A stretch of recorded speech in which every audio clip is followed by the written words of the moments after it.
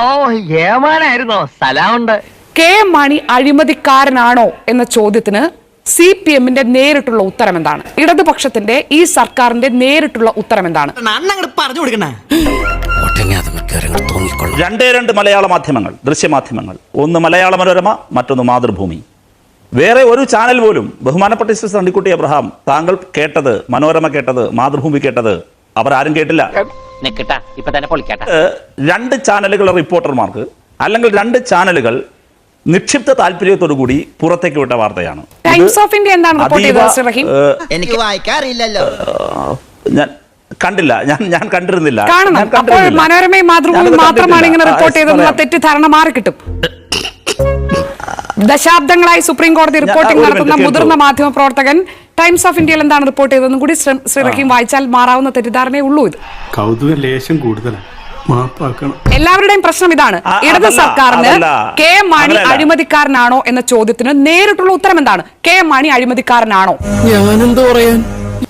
ഞാൻ അതിന്റെ ഉത്തരം കൃത്യമായി നേരിട്ട് തന്നെ പറയും. പക്ഷെ നിങ്ങളെ രക്ഷപ്പെടുത്താൻ എനിക്ക് ഉദ്ദേശമില്ല. ഞാൻ പറഞ്ഞെന്താ, മരണപ്പെട്ടു പോയ ഒരാള്, അദ്ദേഹത്തിന്റെ പേര് വീണ്ടും വലിച്ചഴയ്ക്കുന്ന ക്രൂരമായൊരു വിനോദം, മൺമറഞ്ഞു പോയ ഒരു മനുഷ്യനോട് കാണിക്കുന്ന അനാദരവാണ്. My god, sentimental and psychological move.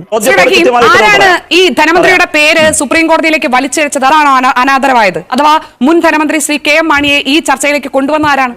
പിന്നെ അങ്ങ് കേൾക്ക്, കോടതിയിൽ നടക്കുന്ന പ്രൊസീഡിംഗ്സിനിടയിൽ നടക്കുന്ന പരാമർശങ്ങൾ മാധ്യമങ്ങൾ റിപ്പോർട്ട് ചെയ്യരുത് എന്ന് പോലും ഇടക്കാലത്ത് സുപ്രീം കോടതിക്ക് പറയേണ്ടി വന്നത് താങ്കളുടെ ഈ ചോദ്യത്തിന്റെ പശ്ചാത്തലത്തിലാണ്.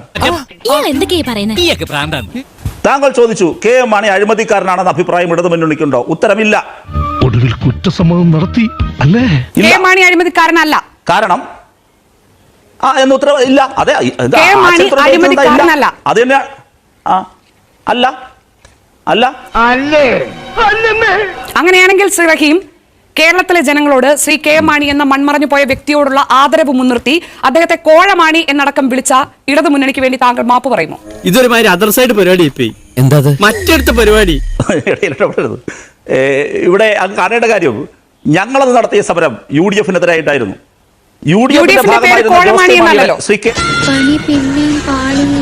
അങ്ങ് ചോദിക്കുന്ന ഏത് ചോദ്യത്തിനും ഞാൻ ഉത്തരം പറയാം. പക്ഷെ അതിനുള്ള സ്പേസ് തരണം. താങ്കളുടെ ചോദ്യങ്ങൾ തുരുതുരെ ഇങ്ങനെ വന്നുകൊണ്ടിരിക്കുക, അതിങ്ങനെ കേട്ടുകൊണ്ട് ഒരു അതിഥി ഇവിടെ വന്നിരിക്കുക, എങ്കിൽ പിന്നെ അതിഥി എന്ന് തന്നെ വിളിക്കരുത്. ഷാനിയുടെ നിലപാടുകൾ എൻ്റെ മേൽ ആരോപിക്കാൻ വേണ്ടി മാത്രം, അല്ലെങ്കിൽ അങ്ങനെ മാത്രം ഒരു ചർച്ചയെ കാണരുത്. എനിക്ക് അതിനോട് സഹകരിക്കാനുമാകില്ല. ഞാൻ ഇപ്പൊ ഇവിടുന്ന് പോകും.